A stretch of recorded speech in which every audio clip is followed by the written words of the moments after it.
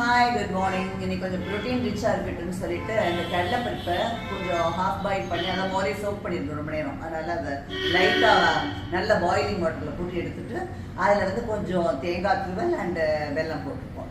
இது வந்து கிளறி விட்டு இது வந்து குக்கும்பர் போட்டு கோசம்பரிப்பாங்க, அதாவது பாசிப்பருப்பை சோப் பண்ணி அதில் ஒரு தாளிச்சு போட்டு ஜீரா அந்த இதெல்லாம் போட்டு மீன் பவுடர் போட்டு கோசம்பரியில் அதான் பாசிப்பருப்பு அண்ட் இது செஞ்சாச்சு. அது என்ன கடலைப்பருப்பு இன்னைக்கு மார்னிங்கில்.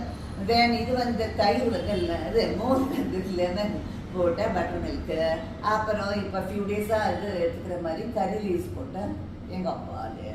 அப்புறம் மெயின் பிரேக்ஃபாஸ்ட் வந்து சப்பாத்தி ஃபுல்கா வந்து கேரட் ஃபுல்கா, அதுக்கு மஷ்ரூம் கிரேவி சூப்பராக ரிச்சாக இருக்குது பார்க்கவே.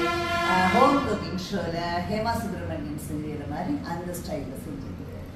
அப்புறம் லஞ்சு அதான் இது கீரை புட்டு, முளைக்கீரை புட்டும் ரைஸ், அதில் வந்து ஹாட் ஆக்கி அதை படித்த சாதம் தூயமல்லி சாதம்.